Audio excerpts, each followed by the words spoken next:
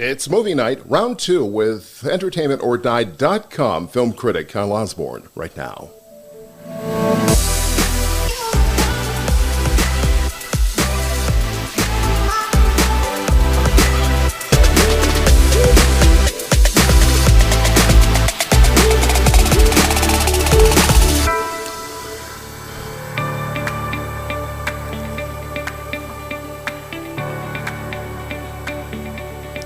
So I was thinking, I have seen every single film, I swear to you, every single film of the 2021 year leading into the 2022 Oscar season, with the exception of one. One lousy film that I could not get through. And the reasons for that, crazy. I'll tell you about that in just a few minutes, but thank you for joining us. I'm Elliot Francis. Joining us for movie night, round two. We did round one just a few weeks ago, and we had a lot to talk about, but we certainly have more to talk about tonight. And let's get to it with our good friend and entertainment critic for Entertainment.com, Kyle Osborne. Kyle, how are you? Hey, good to see you again, man. Yeah, good to see you too. How's things? I can't wait to find out what this movie is that you haven't seen because... Right. Have you ever had a movie that you just can't get through? You try? I have. If I'm going to review it, I'll force myself, but sometimes it might take me like a week to start it again and start it again. Yeah. Yeah, and we did that 3 times, and I still have not watched the whole damn thing, and I promised myself at some point or another I'm going to read a synopsis or maybe the book that it was based upon. I'll just tell you. The Lost Daughter. I can't do it. Oh, I was afraid you were going to say that. And you know why? Why? Because as you know, I live in Indonesia now. Mm-hmm. That film is a Netflix release. They are not releasing it in Indonesia. Oh. So I started like 3 months ago trying to get that film on a screener, because normally I have a good relationship with all the studios, and as you know, they send hard copy DVDs and they send links. But Netflix, they don't do that so much as they make it available on your dashboard of your Netflix account for someone like me. Right. So it is literally the only movie I haven't seen, and I'm so sorry about that. That's okay. Because I have heard some things like people hated the ending. People just couldn't get into it. What was it because it's Olivia Colman. I mean, she and the other young actress have both been nominated for Oscars. Sure. And she's not bad. It's not her so much as it seems to be the story. And without giving anything away, without doing any spoilers, it proceeds at this turtle's pace, and she's here in this place, and you don't know why she's there or what she's doing or what she wants or anything. And my wife was just, are you seeing this? Did anybody getting it? And we just did. She fell asleep, and then I fell asleep. And we woke back up, and we turned it back on. Just like, oh God, oi. Yeah. So, wow. Yeah. Well, I can't wait to see the damn thing, just because I want to know what. And by the way, it hasn't gotten a lot of traction besides those 2 nominations. Not a lot of people are talking about it as far as like being one of the great films of 2021. No, it's not. So I suspect that I'm not far off base with this whole thing, but we'll see. And when you see it, we'll get a chance to talk about it. Absolutely. Because I'd be interested to get your take on it. Anyway, we got about 5 more films to talk about here. We talked about 5 earlier last week. Let's start with what I believe is my favorite. And it didn't start out that way, because it was another film that I looked at from the beginning. I'm not a big closed caption fan, and when I saw those in the beginning, I started to grow gray, but it really won me over. And I swear, if this thing doesn't get Best Picture, I'm just gonna cry in my soup. CODA. CODA, CODA stands for Child of Deaf Adult. Yep. And just in a nutshell, there's a high school age girl who is the only one in her family who can hear. So her mom, dad, and brother are all deaf. They own kind of a mom and pop fishing vessel thing up in, I think it was in the Pacific Northwest or somewhere up there, Gloucester. And was it? That's Gloucester, Mass. Gloucester, Massachusetts. And I say that because Yeah. I'm from Boston originally. I'm Right. familiar with Gloucester. We used to go diving up there all the time. So as soon as I saw it, I was like, Gloucester. I recognized some of the places. You recognize it. Yeah, but you could mistake it for the Pacific Northwest fishing town. Yeah. I mean, interchange. No, I remember I was in Gloucester for exactly one half of a day to interview George Clooney and Mark Wahlberg for the Perfect Storm back in 2000, I think it was. Yeah. That was cool. Yeah. Anyway, my bad. Thanks for setting me straight on that. So they're a mom and pop fishing vessel owner, and they don't have a lot of money. Meanwhile, the teenage daughter, she has to work in the morning, so she goes to school and the kids make fun of her smelling like fish, and then she's embarrassed. We're all embarrassed by our parents, but she's especially embarrassed by her parents who, when they come to her school, crank up the music so loud so that they can feel the vibrations, that everybody standing in front of the school building can hear. And of course, she's just mortified. Right. But it turns out that she is a good singer. I mean, really good singer. Yeah. And she sort of finds herself in her high school choir class, and with a good instructor who really believes in her as well, she comes to this point where she says to herself, I could really get a scholarship and go to, a prestigious music school like Berkeley if I didn't have to stay here and help translate everything for my parents, because they're 100% dependent upon her.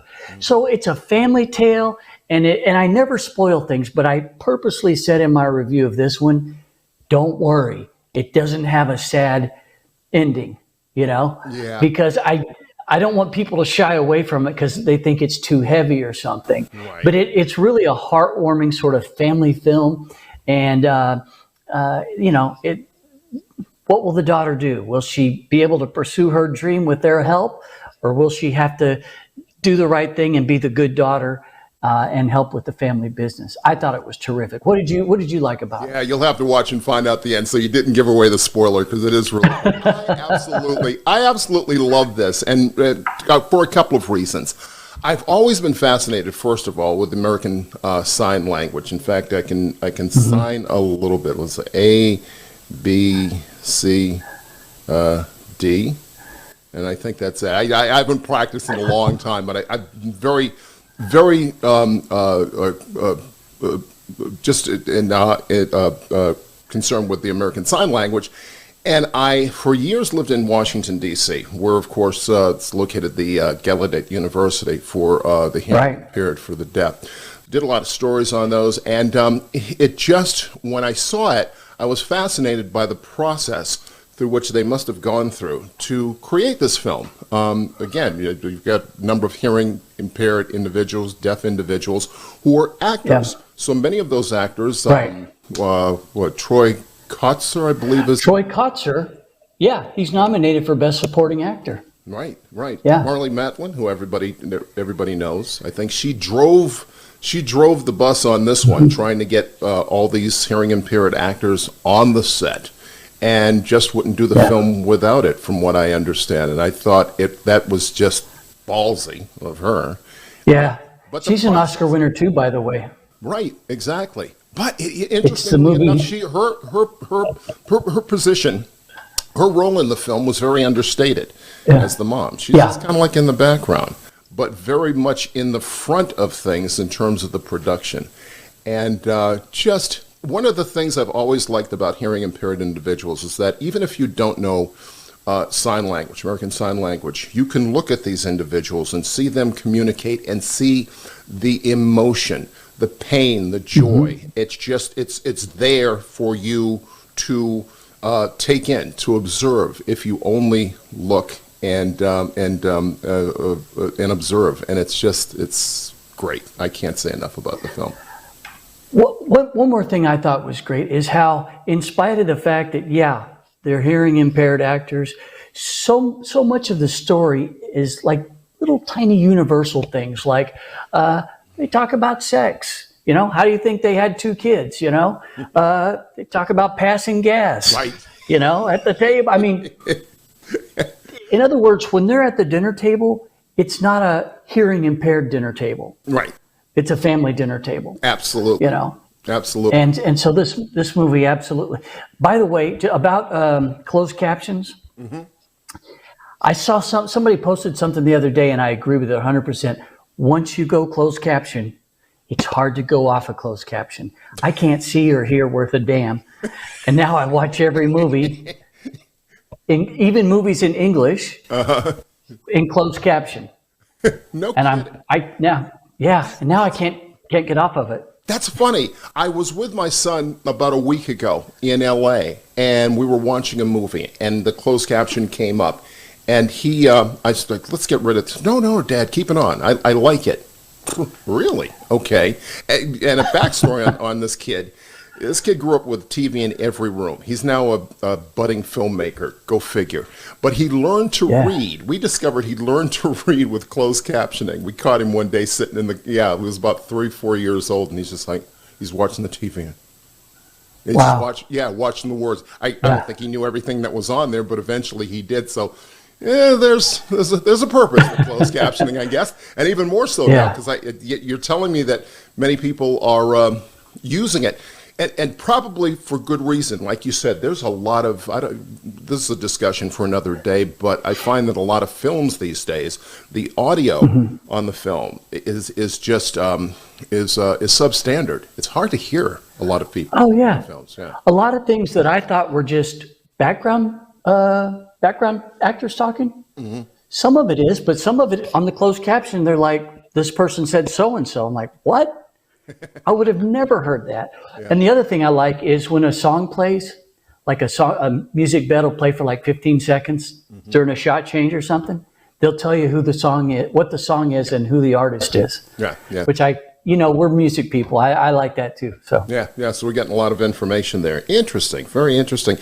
Let's talk about Don't Look Up. What a funny film. And I really didn't know what to expect from this thing until I saw it. But probably one of the funniest films of the year. So we have our first Siskel and Ebert moment. May they both rest in peace. For me, this is my least favorite of the Oscar nominees. No kidding. And I blame myself. I mean, the guy, what's his name, Adam McKay, the film director. He's had a lot of great luck. This film has gotten beaucoup nominations. I can never get into satire. There's that old showbiz saying, "What is satire?" Satire is what closes on opening night. Because there are exceptions to that rule.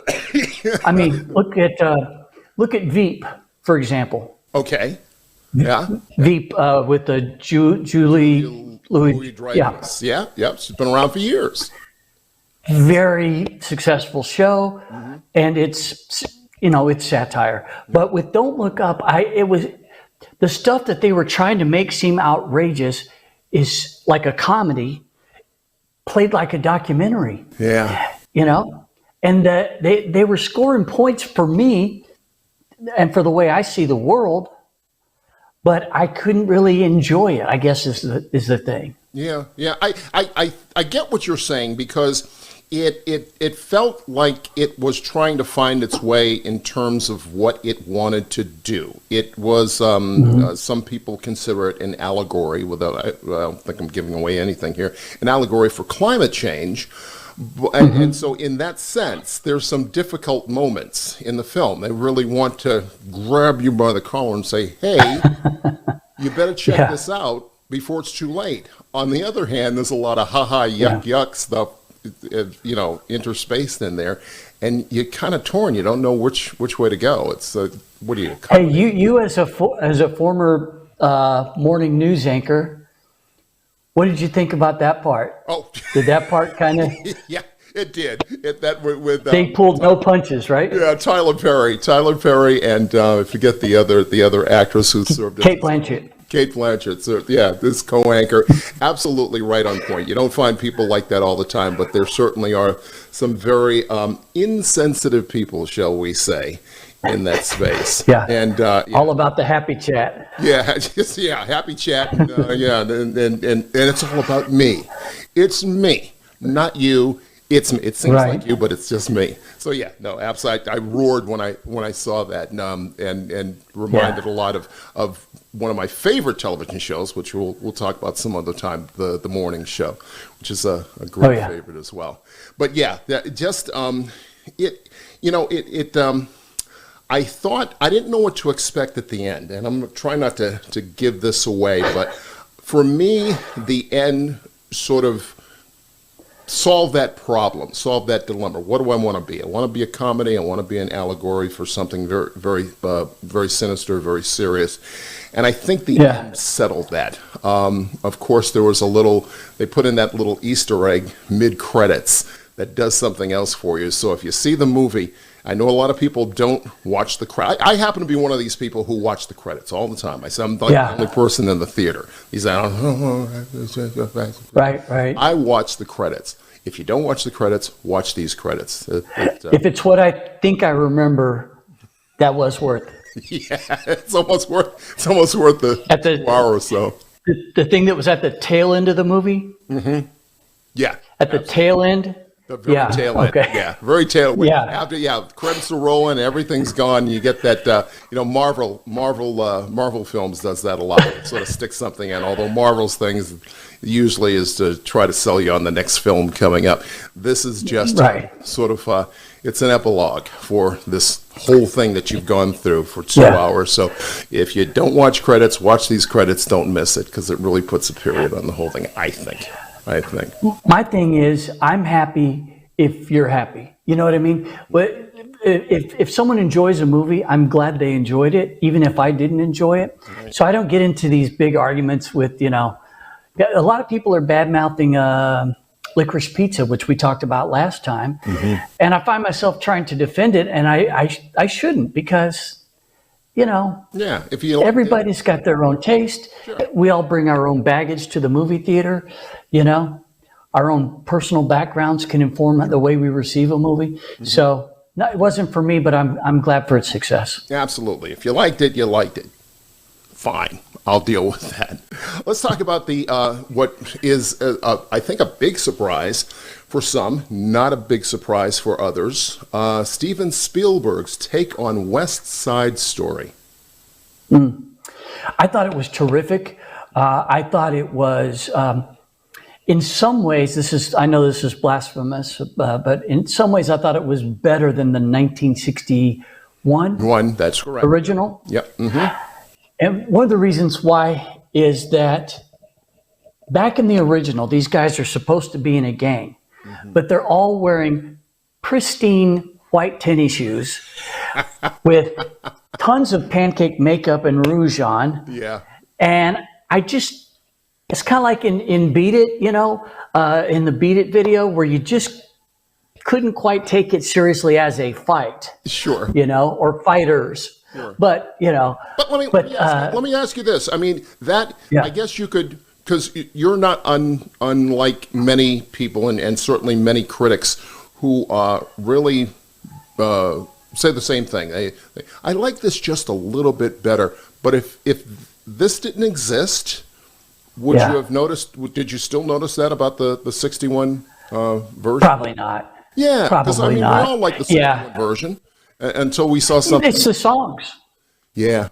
Exactly. I mean, the songs. I have actually seen it on. I didn't see it on Broadway. I think I saw it at the National Theater in Washington D.C., which, by the way, is where it first played before it went to Broadway. Oh, really? They first tested it out there. Yeah, down on 13th in Pennsylvania. I know you know where it is. Yes, I do. Yeah, but anyway, to me, it's the songs. As long as you don't screw up the songs, how can you go wrong? Sure. And I thought Spielberg, first of all, visually, it's beautiful. The choreography is amazing. And the actors who he chose to sing these songs are all great, one of whom was nominated for supporting actress, as was Rita Moreno for the same role. Yeah. Actually, I think she won, didn't she? She did. And what's the lead guy's name? Elgort something or other. Yeah, he's new. He's new on the scene, and I made notes, and I did not make accurate. I can never say his name. Right. He was in that movie Drive, and the guy's voice is beautiful. I mean, just make you weep. So I only have positive things to say about it. Mm-hmm. Spielberg was in a tricky place because one false move and everyone's gonna just hound you for the rest of your life, sure, right? Sure. But I didn't hear anyone complaining about, oh, he should have done this or he should have done that. Having said that, it hasn't done a whole lot of business. Hopefully these Oscar nominations will help, put some butts in the seats. But I loved it. I thought it was great. I did too. And I have to, we in this household had the same debate for weeks, in fact, between myself, my wife, our son, over which was better, which had this, which had that.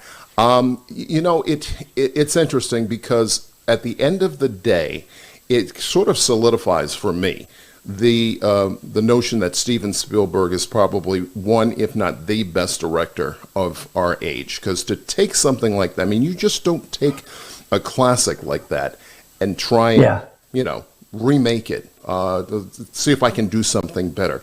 But in fact, he did. And for one reason, and I'll tell you this, that there's a lot of things that I loved about the film, just like yourself. The fact that many of the actors who played the sharks, who are the Hispanic or Puerto Rican gang, were in fact Hispanic actors in this go-round. They weren't last time.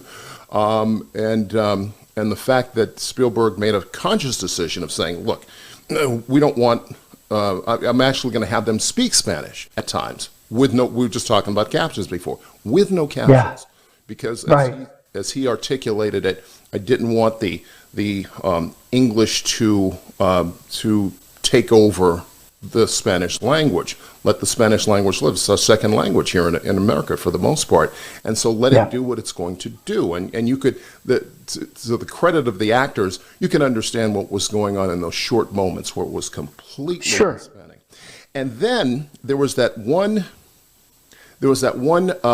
sequence with Rita Moreno, who plays Valentina, who's if people remember, if you remember back to the original West Side Story, the center of this whole thing is Doc and Doc's pharmacy or Doc's store. Well, of course, Doc is dead now. We learned that Valentina was married to Doc. And here she is as Rita Moreno coming back full circle.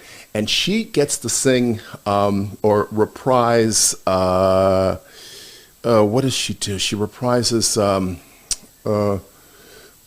There's a Place for Us? Yes. Somewhere. Okay. She reprised. Oh, somewhere. Yeah, right. And in doing that, she sort of ties the whole thing together, this conflict, this Romeo and Juliet conflict that, of course, is brought full circle and in some of the racial strife and tension that we're experiencing in this country right now. But we see it through her eyes and very clearly because she experienced the same thing that these two characters are going through. And I thought that was just brilliant. And that, from what I understand, was part and parcel due to the writer, which Steven Spielberg worked with closely. I thought it was just brilliant. Yeah, I thought that was very clever. Yeah, which is to say, they did add some new stuff, by the way, but they didn't ruin the framework. Exactly. They did not ruin the framework, didn't ruin it for me, and I'm hoping that they get everything that's coming to them in the telecast, which is just about a week away now, I believe, or so. Let's talk about Dune. Dune, 10 Academy Awards here, including Best Actor, or 10 nominations. Let me say that, 10 nominations, including Best Picture. The second go-round, I believe, for this series. And the first two didn't go well. I actually read the book, believe it or not. Oh, is that right? Yeah. I'm a science fiction David Lynch. Okay. Well, I mean, that's like in the Holy Canon, that book, which I've never read. Yeah. And I did not see the first adaptation that David Lynch directed back in the 80s, but it was reviled. it did so poorly and was so hated that people thought it's untouchable. Well, you can never try to make this movie again. But Denis Villeneuve, the French director who had a ton of hits, went for it, and he divided it into two parts. So if you go see this current Dune, at the end you've just finished the first half, right? And the second half's to come. I'll be honest, I was so scared of this movie that before I started watching it, I went to Wikipedia. I studied the plot, the character names, who's fighting this person and who's occupying that thing, and because I was scared to death I'm going to be lost, because I thought it was going to be one of those sci-fi type films where you have to have studied it in advance. And you're not far off base. I was scared too, because you can get lost very easily in this story. So no worries. My advice is read the wiki entry, which is won't take you forever, and if you're like me, because nobody's dumber than I am about remembering stuff like this, I got it, and I enjoyed it, and it was actually one of the first movies that I screened for awards consideration. So I really need to go back and revisit it to remember some of the finer details. But why did it get all these nominations? Because all of the technical categories, and if it wins Best Picture, that'll be why, because the voting is separated into disciplines during the early round. Right. The final round, everybody gets to vote for Best Picture.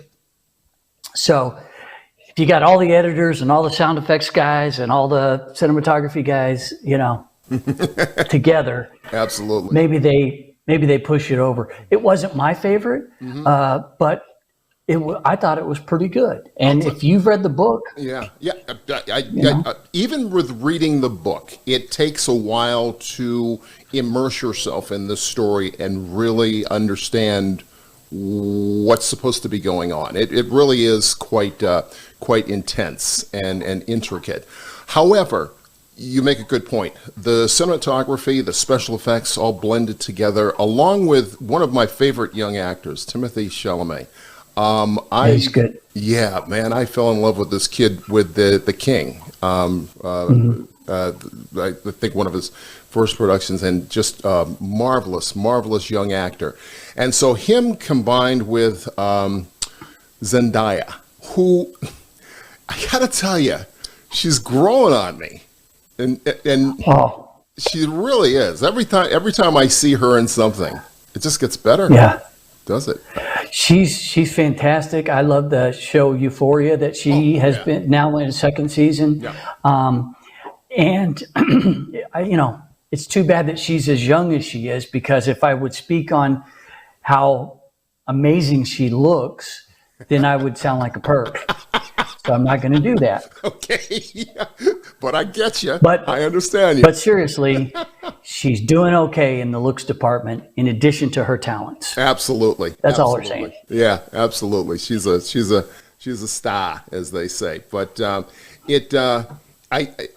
looking forward to the second go round. I think they're going to make two films out of this. It's the first of a triple feature, so to speak. So I'm looking forward to it. And I think they finally, after two tries, because you're absolutely right, the first two were just hideous and probably very similar to The Lost Daughter. Very hard to get through at that point. So good for the production team. I'm glad I didn't waste my time on the previous incarnation. Absolutely. Yeah, you're not missing anything. Nightmare Alley, the remake of the 1947 film, which we had talked about briefly last week. Again, one of my favorites, but I've had difficulty with squaring off the two. What did you think? So for me, it was my number one movie of the year. It's been in first place since I saw it. Nothing has unseated it from the top spot for me.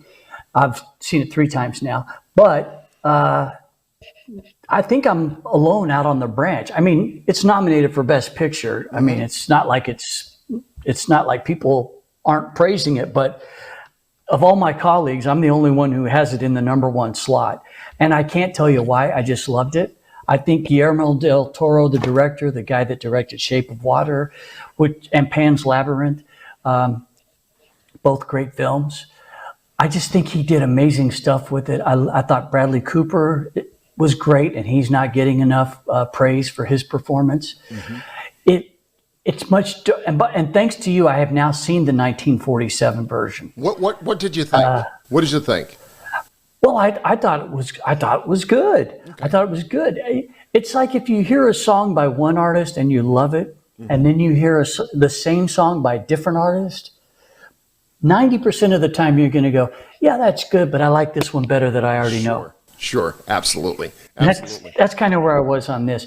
By the way, I only found out tonight that the new Nightmare Alley isn't technically a remake of the 1947 Nightmare Alley, right? Correct. Del Toro said that he didn't want to make a remake, but another version. Am I? Yeah. So it's like two separate adaptations of the 1946 novel. Right. The guy who directed the 1947 film, whose name escapes me right now, maybe Goulding, I'm not sure, and Del Toro, who directed this one.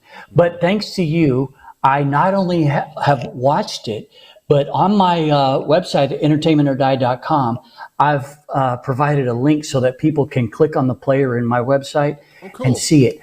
The video and audio quality are pristine. Yeah. I'm like, how did this happen? Yeah. You know? And see it before it's too late, because I kept thinking to myself, it's on YouTube. There's no copyright hit on there. It may be in public domain, which is why it's still there. And could be, yeah. And I'm glad it is. Go on. I'm sorry.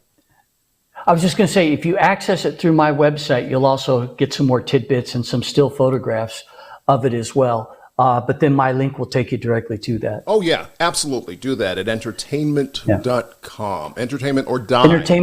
EntertainmentorDie.com. There you go. Absolutely. Yeah, well, the one thing that I liked about the first film, and you're right, I saw the original before I saw Del Toro's film, so that's probably why my heart is there. But also, too, I thought that the interaction and the dramatic tension between the main character, without trying to give this away, the main character and the psychologist who he becomes involved with, was a little more intricate than Del Toro's. But and in the sense you got a very clear idea why the character's arc went the way that it did. In the second movie, they handled that just a little differently. And again, probably too for modern audiences, we like a little bit more shoot 'em up and a little bit more action. But as you said, two different takes on the same best-selling book, at least best-selling back in the 40s when it first came out. So yeah, I that's going to be my next book purchase, because I want to read it now. that now that it's been made into two great movies. You know, I want to see what that source material is. Absolutely, and I'll give him a lot of credit too, because without having used trying to do film noir these days is really tough for a director, and I think also too doing it in color as opposed to doing it in the classic black and white is a bit of a challenge. But I think they rose to the challenge. Some of the vibrancy of the cinematography actually lent itself to the shadows and the sort of heavy dramatic thing that comes down over you when you watch these crime wars, of which I'm a huge fan.